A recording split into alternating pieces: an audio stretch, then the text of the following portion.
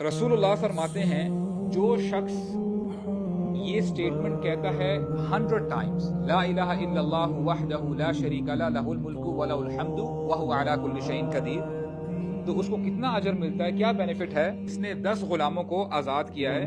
और आपको पता होना चाहिए कि रसूलुल्लाह ने एक हदीस में और फरमाया कि एक गुलाम को आज़ाद करना ऐसा है कि जैसे अपने हर बॉडी पार्ट को जहन्नम की आग से आज़ाद करना। तो अब बंदा अगर 100 टाइम्स ये जिक्र करता है तो क्या रिवॉर्ड है।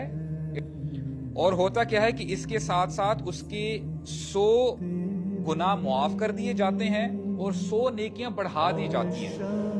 और अल्लाह सुब्हानहू व तआला उसको सुबह से लेकर शाम तक शैतान से प्रोटेक्ट करते हैं। That person will be protected from शैतान। और देखिए, ये जो हदीस हमने पढ़ी है, ये मामला है आम दिनों का।